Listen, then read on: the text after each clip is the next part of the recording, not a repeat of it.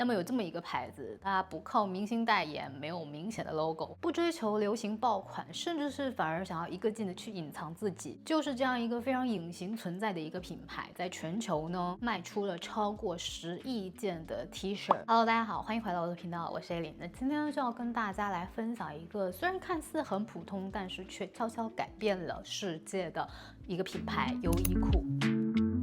优衣库是怎么走到今天的？从日本的小店到全球各地都能找到它的店铺，并且成为了全球快时尚3巨头之一。它是怎么做到在这么多品牌当中脱颖而出？当然，结合咱们频道的特性呢，也会跟大家分享一些我觉得优衣库他们家非常值得入手的，算是他们家的一个招牌面料的单品。在视频开始之前，不要忘记右下角 CC 打开字幕选项。那我们就开始吧。其实优衣库的故事呢，是可以追溯到1949年，那个时候刚刚战争结束，那整个的日本呢也是属于一个战后的重建期。优衣库的现任老板这个柳井正，他的父亲呢在日本的山口县宇部市开设了一家专门卖男装的一个零售店，这个店叫小郡商事。他这个店主要卖的是这种传统的西装，面向呢是比较本地的一些个中老年的顾客。但是谁都没想到几十年后的今天，它摇身一变变成了一个全球大家都耳熟能详的一个品牌。那说到优衣库，肯定绕不开的就是柳井正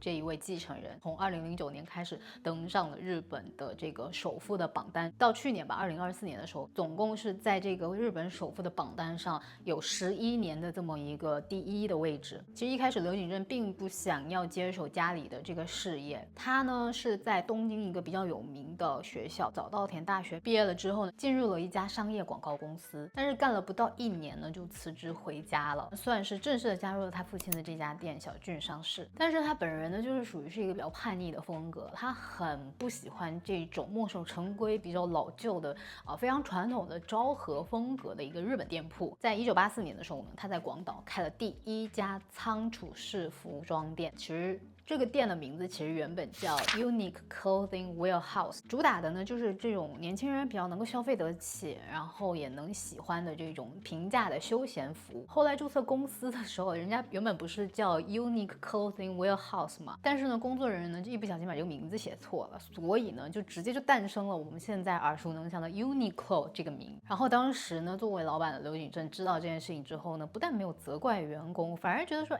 这是一个挺洋气的名字，挺不错的。这也侧面的反映了他很早开始就有的这种信念，与其纠结于非常小的细节，不如直接敏锐的去抓住趋势，才是能够成大事的这么一个感觉。那其实呢真正让 Uniqlo 变成日本国民服装的呢，就在1998年的时候呢，优衣库推出了一款抓人外套，在1年之内呢直接卖掉了2000万件。那经过这一仗之后呢，优衣库从此就在日本的服装界占有一席之地，也被称之为是日本服装界的索尼。那柳井正呢并不满足于此他觉得优衣库还可以做更多，推动了这个 SPA 的一个模式。他希望呢是做一个数据化的精准管理，而不是说我是专门卖衣服的一个零售店，仅此而已。那他的这个管理风格呢，在他写的那本书《柳井正的经营之道》里面呢有描述到，就是说不给业绩的人留情面，不给流程松懈留借口。这种雷厉风行然后又很严苛的改革制度呢，也为优衣库之后出海打下了夯实的基础。那大家去优衣库逛一圈，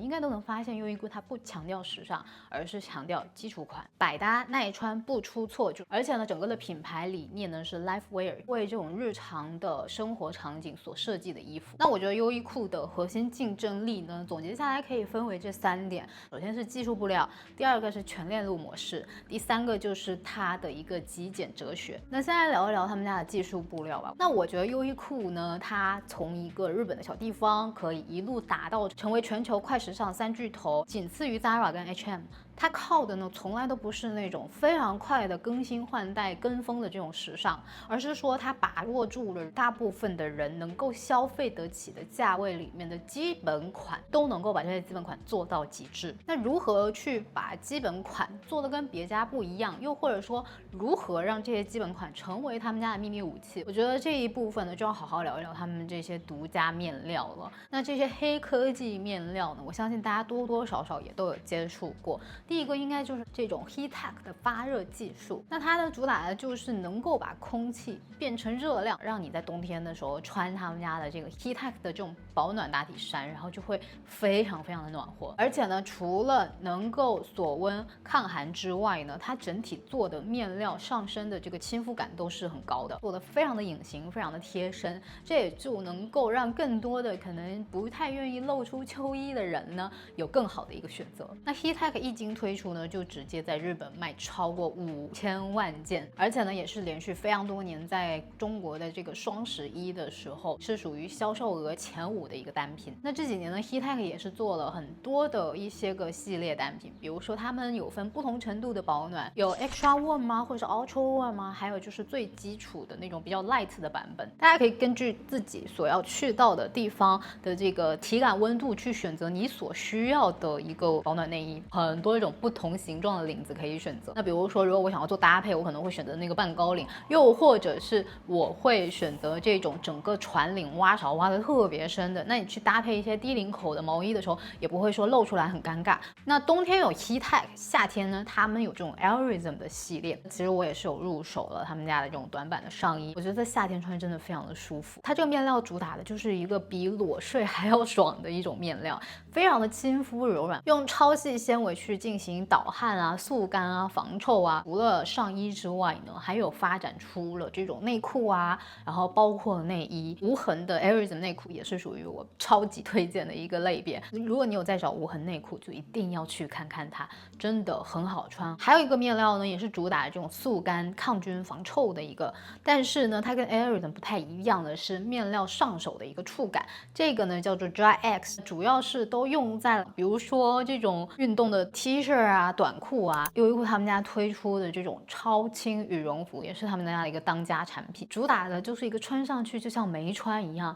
冬天的时候，因为一层一层衣服叠，我相信大家都会有那种很不想要穿很重的衣服背在身上的感觉。那我觉得优衣库他们家很聪明，就是做到这种整体量感很轻的一个羽绒服，用到的都是700蓬以上的高质量羽绒，而且它非常的轻，有很多款呢都是可以直接收纳成一小包的。然后还有一个是我觉得相信现在这个季节非常实用的一个面料，梅雨天必备的这种防泼水面料 Block Tech， 它主要的功能就是防水防风。那我平常在逛优衣库的时候呢，经常会有那种看起来平平无奇的衣服，但穿在身上的舒适感真的是没得说。我觉得在这个价位里面呢，要找基础款的呢，第一个反应就是一定会去看优衣库。但是对我来讲，唯一的缺点就是它的整个版型呢，可能是没有那种稍微贵价一点的牌子更考究考量，它主打的还是一个实穿，不会说特别一定要让你看起来穿起来显高显瘦，但一定是让你穿起来很舒服的一个牌子。那第二个呢，就是它的这个 SPA 模式，这一个简单来讲呢，就是从设计、原料、打样、生产、零售一手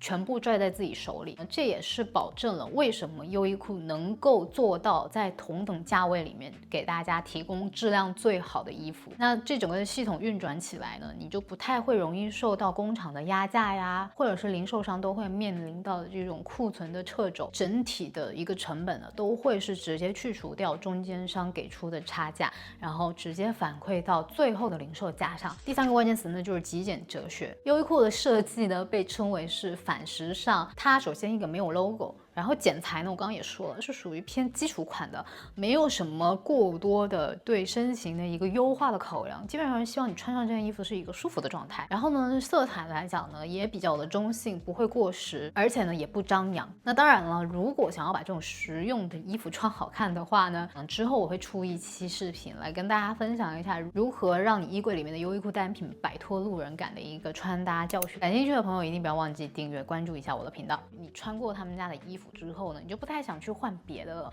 因为换别的想要找到比它更舒服的，价格就是一定是它的好几倍。那如果想要差不多的呢，肯定就是没有他们家面料那么舒服的。我觉得它最聪明的点呢，就是在于用技术去改变了我们日常可见的每个人都需要穿的基本款。最后值得提一嘴的是呢，优衣库不单是只有这种面料超级棒的基础款之外呢，它还渐渐的找出了自己的赛道，去跟一些设计师开发联名，那能够让自己的基础款上面呢有这一些设计师的影子。以上呢就是今天这期视频总结的优衣库背后的故事了。如果你还感兴趣这种品牌故事的话呢，可以在底下留言评论告诉我，可能之后可以聊聊 Zara 啊、Evelyn 啊、COS 啊这种类似的品牌。下一期视频会和大家分享，我觉得今年春夏优衣库 Top 5的单品。那如果感兴趣的话呢，就不要忘记订阅关注一下我的频道，以及呢，我关于优衣库我又出很多个专题视频，我都会放在这一个播放列表里面，包括他们家会出的单品的测评啊，上衣、裙子、裤装，通通都有，